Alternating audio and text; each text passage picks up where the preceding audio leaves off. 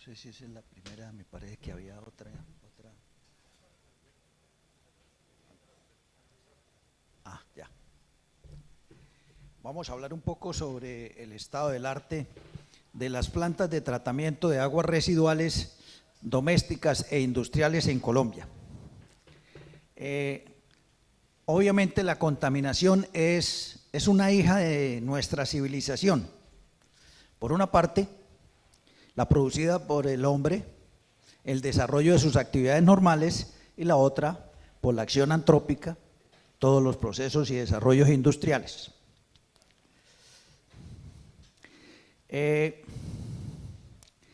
Hay una gran cantidad de conflictos que se han presentado producto de la contaminación a todos los niveles, a nivel mundial. Es frecuente escuchar la frase, estamos acabando con la tierra, salvémosla.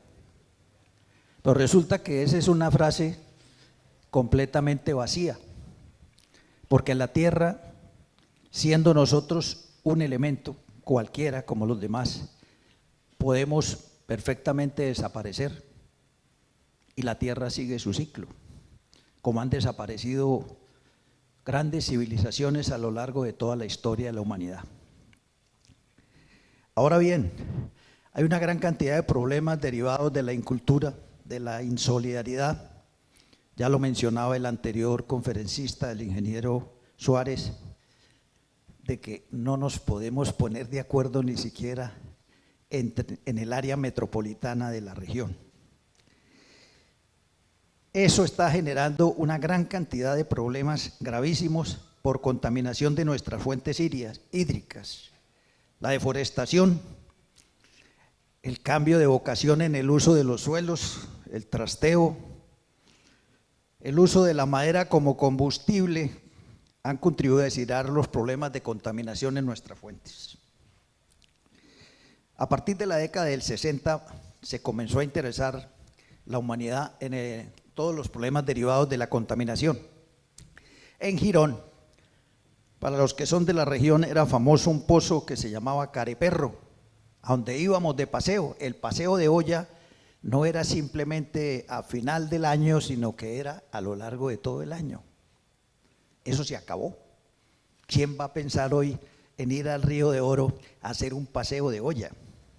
Si es una de las mayores cloacas, lamentablemente, que tenemos en el país, en términos de contaminación.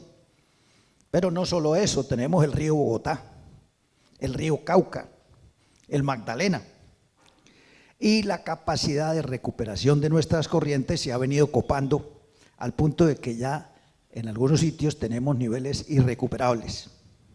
De manera que la contaminación ha penetrado de tal manera que es necesario saber cuáles son sus causas y algunas posibles soluciones. Hay dos grandes grupos de contaminación hídrica, la de desechos domésticos y los desechos industriales.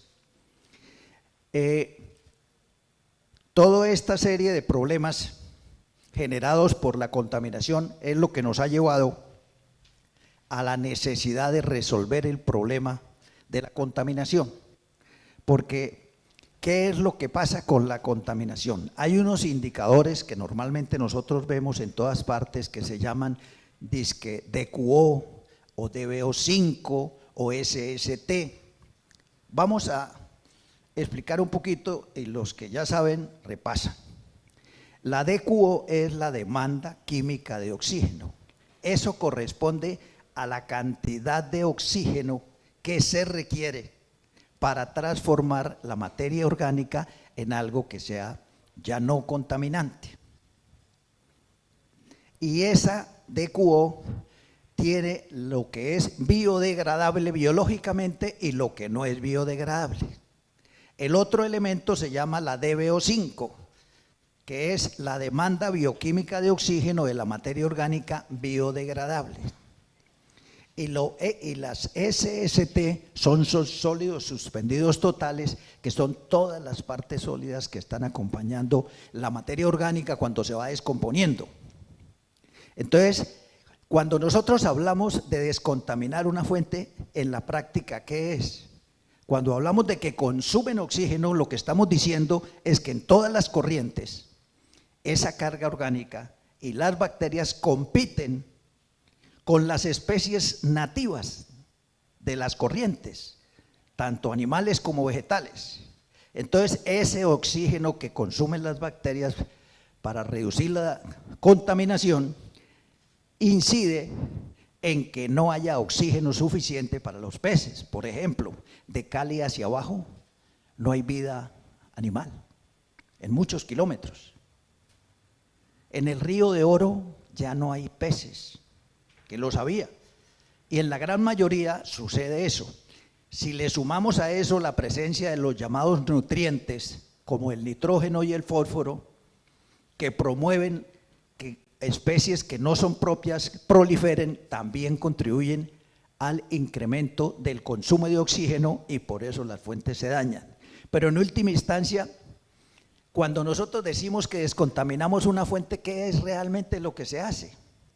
Que las bacterias cogen los compuestos que nosotros excretamos, como son proteínas, carbohidratos, almidones, etcétera, que tienen unas cadenas de carbonos grandísimas. Por ejemplo, la sacarosa, el azúcar tiene 12 carbonos, el almidones, y las bacterias en grupos muy especializados las van descomponiendo, Cuando nosotros llegamos al final de ese ciclo tenemos un solo carbono, tenemos CO2, tenemos metano en condiciones anaerobias, tenemos agua y también tenemos algún poquito de azufre.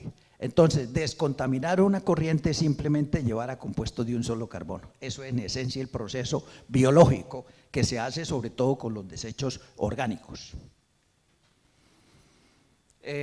Digamos que por allá en el año de 1882 se comenzó a conocer lo que son los pozos sépticos, que todavía existen en muchos campos nuestros. Eso lo desarrolló el señor Mouras. Y en el año 87, el señor Talbot de Urbana, Illinois, le colocó bafles al antiguo pozo séptico. El avance importante se produce en el año de 1905, cuando un ingeniero alemán, Karl Inhofe, desarrolló un sistema para separar la parte de la digestión en la parte superior de su unidad de la parte de la sedimentación, y él logró en un periodo determinado de tiempo que toda la materia digamos mineral que existiera se volviera inerte. Entonces nosotros encontramos en los lodos de un pozo séptico, encontramos nitrógeno en forma de nitrato, en forma de nitrito, encontramos fósforo, encontramos potasio, encontramos calcio. En ese momento esos desechos ya no son contaminantes, sino que se vuelven incluso en nutrientes utilizables. En la isla de San Andrés, en el año de 1982, en una urbanización que se llamaba El Baig, se hizo como planta de tratamiento un tanque Inhofe. Y entonces el problema, lamentablemente, que lo quiero mencionar desde ahora, es el causante de que muchas de nuestras plantas de tratamiento de aguas residuales no funcionen, y es que los sistemas de pretratamiento no se hacen o se hacen deficientemente. Entonces los tratamientos básicamente que se hacen a nivel mundial, independientemente del tipo de desecho, pueden ser tratamientos preliminares, primarios, secundarios, terciarios o avanzados. Los tratamientos preliminares son aquellos que no son en sí un verdadero tratamiento, simplemente lo que hacen es separar sólidos. Un problema típico es que la gran mayoría de nuestros sistemas de alcantarillado en Colombia tienen sistemas combinados. Eso quiere decir que llevamos aguas lluvias y aguas residuales, caso específico de Bucaramanga. De hecho, los sistemas en Bucaramanga, la Corporación de Defensa de la Meseta nació a raíz de que Bucaramanga, si me permiten la expresión, Bucaramanga en la parte inferior es algo así como una mano, con una serie de, digamos, de cuencas que el proceso de erosión regresiva iba haciendo que siguiera avanzando desde la parte baja de la ciudad hacia arriba. Entonces se creó la corporación para controlar eso. Y después, cuando se crearon las corporaciones regionales, se asimiló con el manejo del alcantarillado y se hicieron unos tubos gigantescos que llevan tanto las aguas lluvias como las aguas residuales, las cuales caen hacia la parte de abajo de Bucaramanga sin un tratamiento, digamos, claramente definido. Pero, por ejemplo, para ir nombrando casos como específicos, en California hay una plantica de aguas residuales que hay un proceso de mejoramiento. Resulta que allá tienen unas llaves de control para cuando viene agua en exceso abrirlas, ¿cierto? Entonces resulta que tendría la persona que estar allá a las 3 de la mañana que empezó el aguacero para abrir la llave y para que el exceso de agua no pase. Entonces eso es algo que no es manejable. La planta que tiene la corporación en el anillo vial tiene unos aliviaderos que le permiten a la entrada que las aguas escapen. En la planta que se diseñó para Curití también se hizo de la misma manera. Pero eso lamentablemente no es algo que se esté haciendo en todas partes. Entonces los organismos de control no le paran a veces el cuidado que requiere ese tipo de cosas. Les menciono Soledad 2000. En Soledad se hizo una planta utilizando la tecnología que había llegado en esos momentos de Holanda, lo que se conoce como unidad UASB, unidad anaeróbica de flujo ascendente. No le hicieron pretratamiento, por algo le dicen a Barranquilla y su zona la arenosa. Con el primer aguacero, la planta se llenó de arena. Nació muerta desde el primer día. Y eso no se ha resuelto. Entonces hay que hacer un pretratamiento que incluye rejillas, que incluye desarenadores para que realmente tratemos el agua. Y adicionalmente y previo a eso hay que hacer el aliviadero. Sin un aliviadero que solamente nos lleve el Q máximo de diseño para el cual esté establecido la planta, las plantas se desbordan. Esa es una constante desafortunada en muchos sitios. Y luego vienen los tratamientos primarios que básicamente lo que hacen es remover la carga hasta un determinado nivel. Los secundarios hasta otro nivel. Anteriormente se hablaba de porcentajes. En este momento no hablamos de porcentajes, sino hablamos de cargas.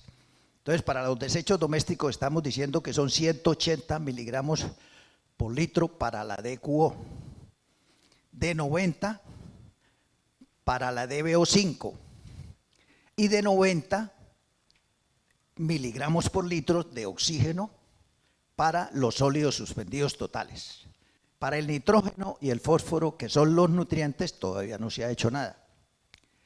La oportunidad que estuve de estar en Belo Horizonte, en Brasil, yo les preguntaba que cómo estaban y entonces dijeron, cuando se intentó hacer con la remoción de nitrógeno y fósforo, nadie cumplió. Entonces, en principio, estamos removiendo solamente la carga orgánica.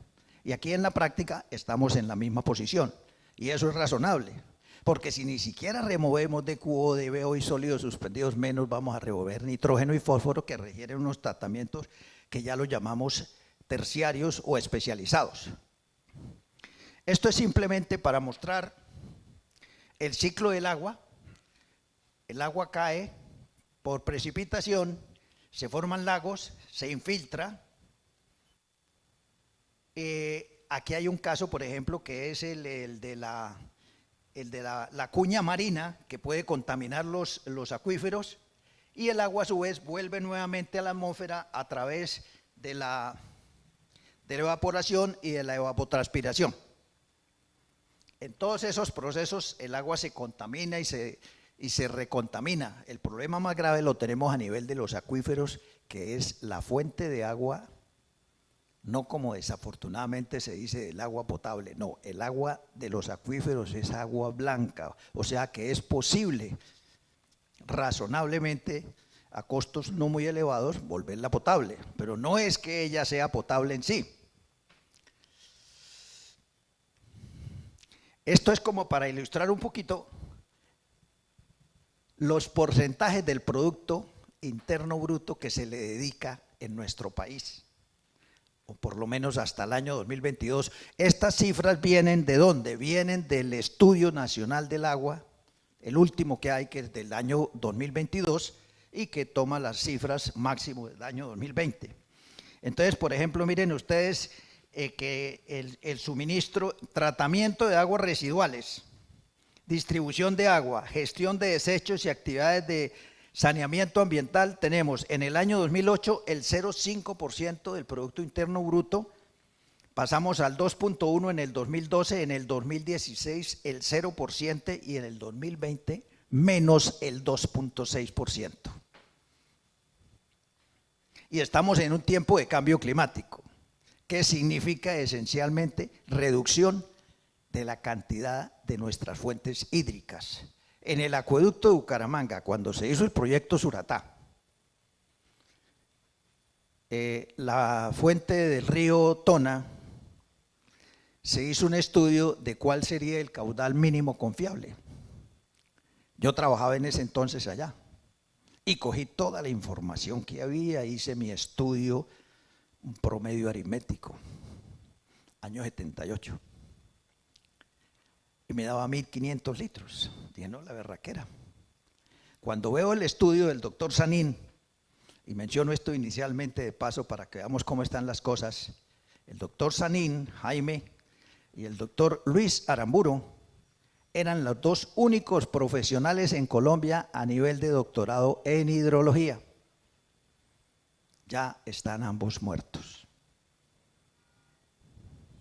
Y entonces ellos utilizaron una ecuación que se conoce con el nombre de la segunda derivada de Gumbel.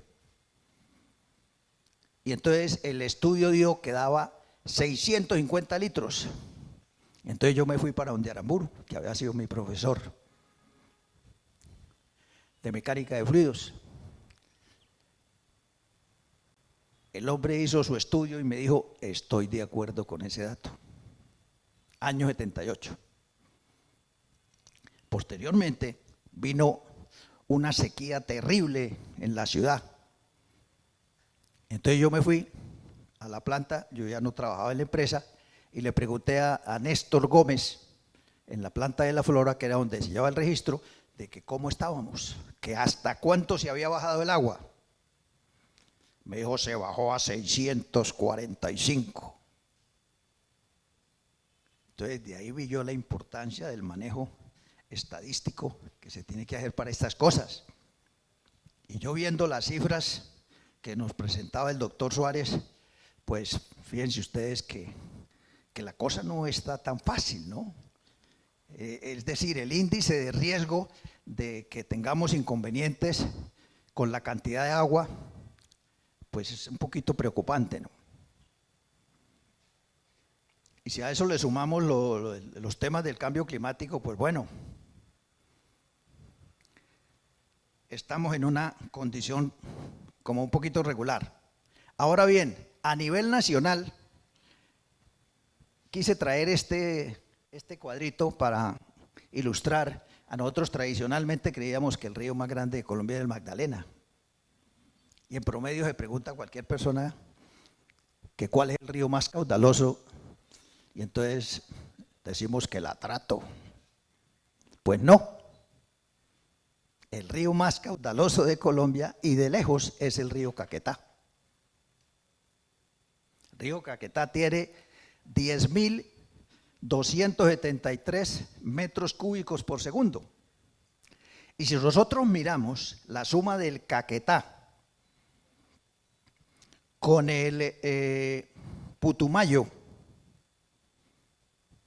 y el Baupés, que no los utilizamos nosotros directamente, resulta que en los otros ríos cuyos caudales lamentablemente van en decrecimiento, son los que en épocas de estiaje las cargas contaminantes se vuelven más críticas, porque hay menos capacidad de dilución.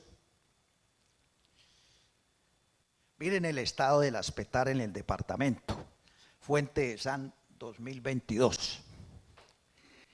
En el departamento de Santander tenemos 12 plantas que están funcionando relativamente. Tenemos 49 municipios que no tienen, 23 que están regularmente funcionando. El problema es que hablamos de que están en condiciones regulares, es porque están operativas, pero en términos de descontaminación, de que se estén cumpliendo los valores, a eso nos referimos cuando decimos que están mal funcionando. Entonces, lo correcto es decir que si la planta cumple con la norma, que son 180 miligramos por litro de cubo, 90 de VO5 y 90 de sólidos suspendidos totales, pues está cumpliendo. De resto, pues no. Esto porque no fue fácil tratar de conseguir información de todo el país, departamento por departamento. Por ejemplo, mire, aquí en la provincia de Soto, la planta de California no está funcionando. La planta de Suratá, porque ese es el otro grandísimo problema, no las operan. Si a veces hay problemas para que operen las plantas de acueducto con las residuales, eso es sencillamente como antes, un pozo séptico, un pozo negro allá. Matanza no tiene. Charta tiene a medias, Tona no tiene. Eso es lo que llama Sotonorte. Hay 3 en construcción: Barranca, Curití y Los Santos.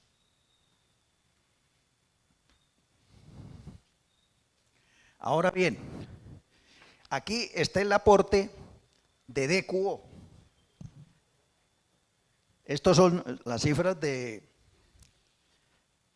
estudio del agua del año 2022. Entonces tenemos, por ejemplo, aquí en la zona tenemos el río Pamplonita, 28.000, el río Lebrija, 30.000. Si nosotros miramos entre esos dos, 28, 150 más 30, 58, compiten con la zona del Valle del Cauca, que son 47.000. O sea, estamos dentro del grupo de los departamentos que más contaminamos, ¿no?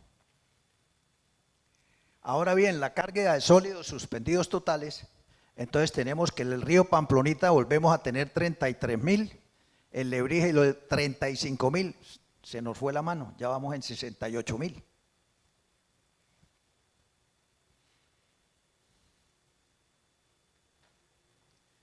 Y ahora, mirando cómo estamos a nivel de los principales indicadores, encontramos que la remoción de la demanda bioquímica de oxígeno es del 48% en el promedio nacional.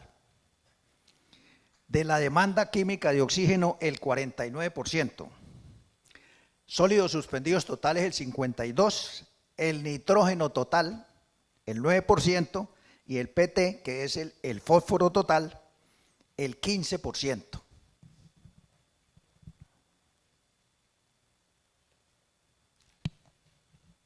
Y ahora, en términos de remoción de la carga contaminante a nivel nacional, encontramos que en la industria se está removiendo un 51% de BO y un 43% de DQO. En DQO el 50% y el 42%. En los sólidos suspendidos totales el 61 y el 48, en nitrógeno total el 2%, en remoción doméstica el 17, en fósforo el 1 y el 16%.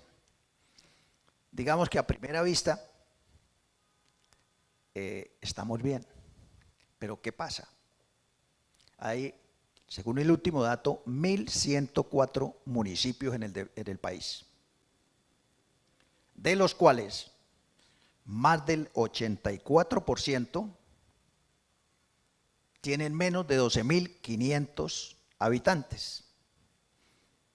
Y esos son los municipios que están mal, porque el arrastre de las grandes capitales es el que lleva las remociones. Pero en el resto del país la situación no es nada halagüeña. Hablemos aquí un poquito del mercurio. Esto es el Ejército Nacional. En Antioquia lleva la batuta. 18 toneladas incautadas entre el 2021 y el 22. Y Bolívar, 0,28 toneladas. Hemos hablado de que dentro de los parámetros, como lo veíamos aquí, estos parámetros, que son los que en este momento se controla, no aparecen para nada los metales pesados. ¿Sí? Entonces, vengo a tocar el punto central. En la zona de California y Betas hay una compañía gigantesca que se llama Minesa y hay otras más que pretenden extraer específicamente en el caso de Minesa 9 millones de onzas de oro, haciendo unas perforaciones que conllevan mover más de 60 millones de toneladas en un lapso de tiempo ligeramente inferior a 20 años.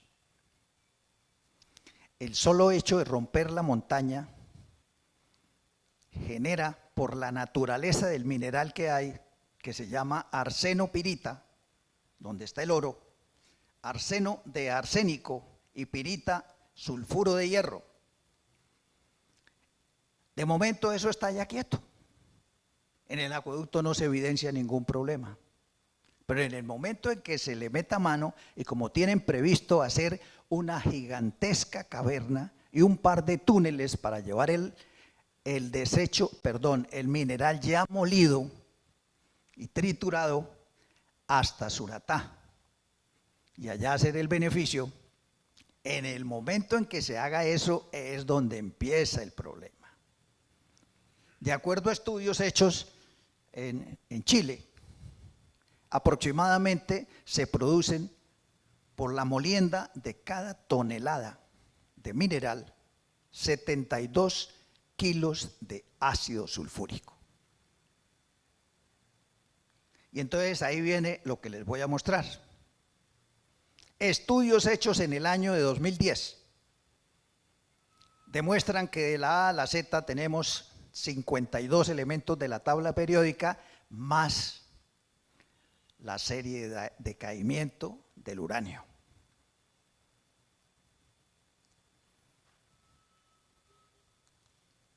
Las plantas de tratamiento de agua potable a nivel mundial no están capacitadas para hacer este tipo de remociones.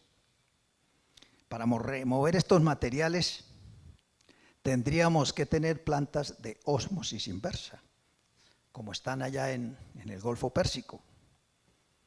Ellos tienen todo el petróleo del mundo. Y aquí. Y a eso se suma otro problema más grave. Todos los sistemas de ósmosis inversa, aún los más eficientes, remueven hasta un 65% de la carga. Caso de la isla de San Andrés con la planta de desalinización. Y resulta que en ese 35% restante está toda la carga contaminante. ¿Qué vamos a hacer, me pregunto yo, con esos desechos? ¿A dónde los vamos a llevar? Por eso es que las alternativas de ósmosis inversa a los interiores del país es complicadísimo. Está bien allá, que están al lado del mar, y de paso pues lo estamos contaminando cada vez más, y lo estamos acidificando. Y entonces las barreras de coral se están dañando, como en el caso de la de Australia, que es la más grande del mundo.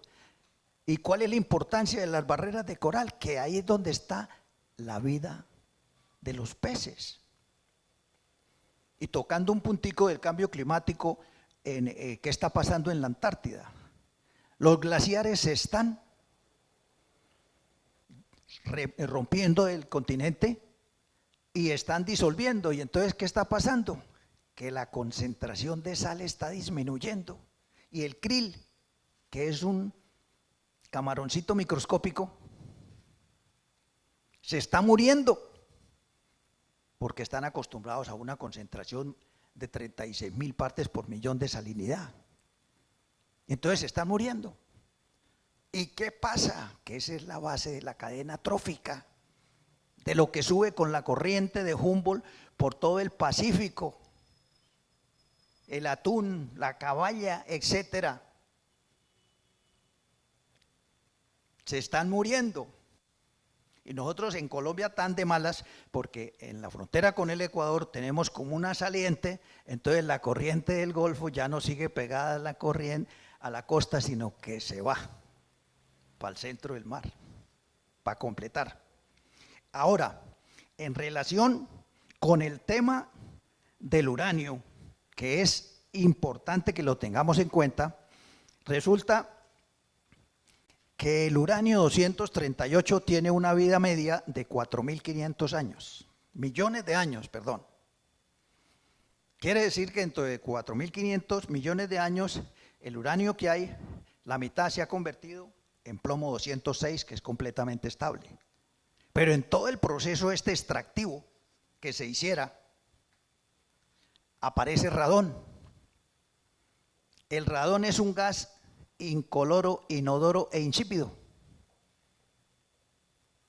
Dura 3 días. Pero en esos 3 días, las personas que trabajen allá dentro de la caverna, en el laboreo, es suficiente. ¿Por qué? Porque es que la edad de ese mineral no es la misma. Entonces, continuamente, en la medida en que se está rompiendo con la dinamita la roca, está apareciendo radón. Y en 2 años esas personas ya van a tener una leucemia muy bien ganada. Y hay radio, que es de las sustancias más radioactivas y más dañosas para la vida humana. Y hay polonio. Ustedes recuerdan de aquel disidente ruso que en Londres lo mataron a través de un té. Pues resulta que ese polonio tiene una vida media de 30 días. Entonces se las ingeniaron para reunirse con el hombre el día anterior. Y en el té se tomó su microgramo de polonio, desapareció, pero por los efectos, ahí está. Y ese polonio, ¿qué va a estar haciendo? Se va a disolver en el agua. Una parte de esa agua sale a la superficie y se viene por el río Suratá. Y la otra se va como agua subterránea. Y ahí lamentablemente nos toca hablar del embalse del río Tona o embalse de Bucaramanga. El área aferente, de acuerdo a la hidrogeología, en que se presenta debajo de la superficie lo que hay arriba, son unas 300.000 hectáreas. Y entre el sitio donde esté el embalse y arriba, en la zona de California, en la Baja, eso está dentro de esa zona. Entonces, lamentablemente, es muy posible que esos 50 más los 12 de la degradación del uranio por las aguas subterráneas puedan llegar. Puedan llegar. No hago la afirmación, pero que las hay, las hay. Entonces, esa es una situación muy grave. Si llegara a sucederse el tema de darle permiso ambiental a esa actividad. El acueducto lo tiene muy claro y eso está muy bien y ha sido un promotor de una serie de estudios que se han hecho para evitar que eso se haga. Las veces que la compañía ha presentado sus estudios de impacto ambiental, no ha podido refutar en la última oportunidad más de 102 daños ambientales entre no previstos y no debidamente estudiados para ser delimitados.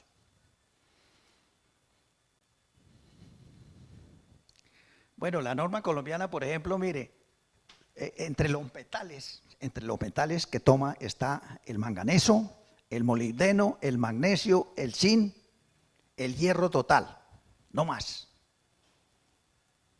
Y habrá 60. Porque esos 52 fueron producto de un estudio que se hizo cómo se hizo el estudio en 23 pozos de los que se habían hecho para el estudio de las minas, en lo que se llaman como los sedimentos activos. Fueron encontrados ahí.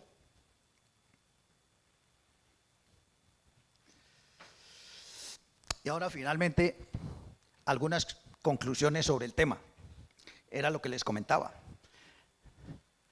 El 84% de los municipios colombianos tienen menos de 12.500 habitantes y ahí es donde estamos con el problema. No tienen manejo de sus aguas residuales. En Santander, el 82% de los municipios no tienen PETAR o las que tienen funcionan mal. Ya lo decía, el problema de la separación de aguas, de la no separación de los aguas, es lo que incide fundamentalmente en que las plantas salgan de servicio. Ahí tenemos el caso de Soledad 2000, en Palmira por problemas de la contratación, una planta de 150.000 millones de pesos, tuvieron que cancelar el contrato, caducarlo, lo volvieron a sacar y volvieron a caer en el mismo error, lamentablemente. En este momento estamos en eso. Como ya lo había mencionado anteriormente, no hay tratamientos preliminares y es lo que menos vale. Y eso es lo que le da la garantía de que el sistema funcione adecuadamente. No se le pone cuidado a eso, al aliviadero, a las rejillas y a los desarenadores. Y en otros casos, si los tienen, no los operan.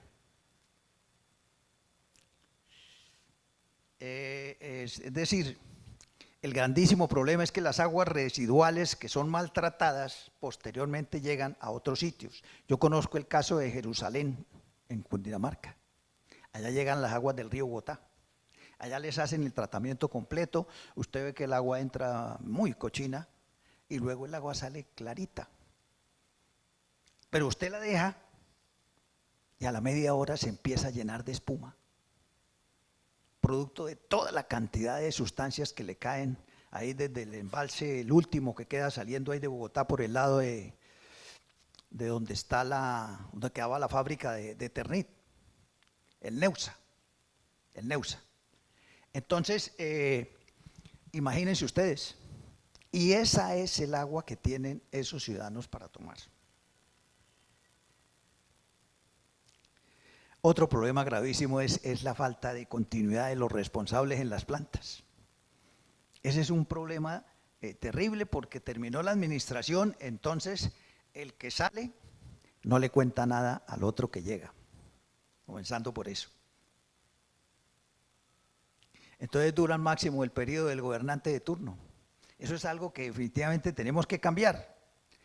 Otro elemento, a mi juicio, es la carencia de muchos profesionales capacitados en sistemas de agua potable y residuales. Entonces, eso ha sido causa también de muchos problemas. ¿A qué contribuye eso? No existen a la fecha en nuestro país facultades de ingeniería hidráulica que se combinen con hidrólogos, con meteorólogos. En todas partes, todas las corporaciones exigen, cuando se va a hacer cualquier proyecto, el nivel de inundación. Y son contadas las personas que manejan ese tema. ¿Por qué? Porque en cualquier momento, si usted de la hidrología puede prever hasta dónde puede crecer una corriente que normalmente no lleva nada de agua, esa quebradita que hay cuando va uno hacia Bogotá, aquí en la zona de Piedecuesta hacia arriba, de Los Curas hacia abajo, permanentemente se pega unas crecidas inimaginables.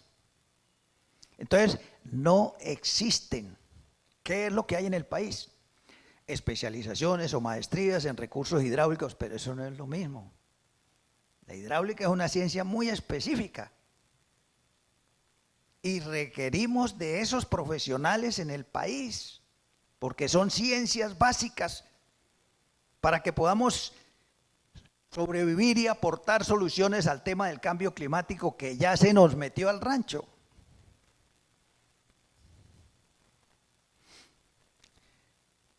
El otro tema es que los promotores, y está bien que lo hagan, de los sistemas aerobios están ganando cada vez más terreno y eso significa mayores consumos de energía y significa, según eso, mayor, como decía el compañero de Argos, mayor cantidad de carga contaminante mientras sigamos con los combustibles fósiles. Cuando existen tecnologías como los sistemas anaerobios, que al contrario producen energía. Quiero en este momento hacer notar lo que tuve oportunidad de ver en Belo Horizonte, en Brasil. En Belo Horizonte hay una planta que es como la planta aquí de Bucaramanga, bueno, de Florida prácticamente. El problema de los olores, cero. Y son unidades WAS. Con un producto se pueden controlar totalmente esos olores. Pero lo mejor de todo es que allá existe la Universidad Federal de Minas Gerais y esa universidad tiene su campo de experimentación para pregrado, maestrías y doctorados en la zona de la planta. O sea, allá se pueden hacer todos los pilotos que ustedes quieran para mejorar e innovar y desarrollar tecnologías. Porque aquí la planta que maneja la EMPAS no puede ser puesta al servicio del conocimiento, del mejoramiento de la calidad de vida, permitiendo que se hagan pilotos ahí. Valdría la pena que las personas que tienen a su cargo estas cosas pensaran por un instante en que se pudiera hacer eso. También sugiero, anteriormente había un organismo a nivel nacional que se llamaba el INSFOPAL, que tenía subsidiarias en todos los departamentos del país que se llamaban EMPOS y estaba relativamente al margen de los vaivenes políticos. Cuando en el gobierno de Virgilio Barco se acabó con el INSFOPAL, porque fue en el gobierno de Virgilio Barco, eso no se lo podemos achacar a Gaviria, él acabó. Y les cuento más, los recursos del IVA en el mismo decreto decía que se debían destinar para atender el mantenimiento de los sistemas de acueducto y alcantarillado. Pero como cambia el gobierno, al año siguiente el que llegó nunca se enteró. Yo creo que ningún municipio hizo uso de esos recursos. Y entonces después vinieron los planes departamentales de agua y entonces ya nos encontramos con que el Estado, viendo que las cuestiones no funcionaban, dijo que de los recursos que les giraba, que le quitaran hasta el 50% para hacer los llamados planes departamentales de agua, que tampoco funcionaron. Entonces tenemos todo ese desorden. Entonces yo pensaría que valdría la pena repensar un instituto nacional con sus subsidiarias que manejara todo. Y ya para terminar, ya les hablé ampliamente del riesgo que representa la minería en Santurbán y no solo Santurbán, en los demás páramos del país. Son el 2,5% de toda el área continental y proveen el agua para prácticamente el 85% de los colombianos. Dejémoslos quietos, hagamos minería en cualquier otro sitio, que hay muchos otros sitios que no nos van a generar ese problema. Bueno, muchas gracias.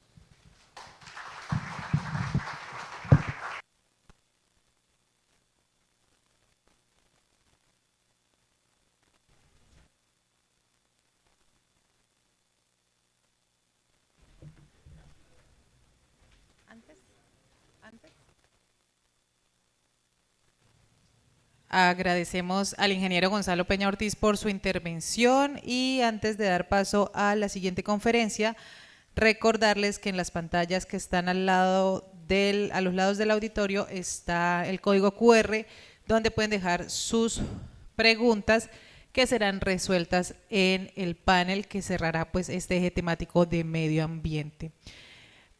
También recordarles que el Open Internacional de Ingenierías es posible gracias al apoyo de la Universidad Industrial de Santander, Acueducto Metropolitano de Bucaramanga, Cementos Argos, Cámara de Comercio de Bucaramanga, Clúster de la Construcción, Veolia, BP Constructores, Distribuciones Colombia, Peralta Ingeniería, Asociación Colombiana de Ingenieros ASIEM, Consejo Profesional Nacional de Ingeniería COPNIA, Financiera como Ultrasan, Unidades Tecnológicas de Santander UTS y Ventanar. Asimismo, pues un agradecimiento a los docentes y a los estudiantes de las universidades de la UIS, de la UPB, la Santo Tomás, la UDES, la UDI, las UTS que nos acompañan en esta mañana. Vamos a dar paso a la conferencia del ingeniero Alejandro Estrada Carmona, gerente general del Acueducto Metropolitano de Bucaramanga, con el manejo eficiente del recurso hídrico. El ingeniero Alejandro Estrada Carmona es ingeniero civil de la Universidad Nacional de Colombia, especialista en servicios públicos domiciliarios de la Universidad Externado de Colombia y especialista en gerencia de construcciones de la Pontificia Universidad Javeriana. Ha sido asesor de diferentes empresas de servicios públicos y corporaciones autónomas. Sin más, entonces los dejo con el ingeniero Alejandro Estrada Carmona.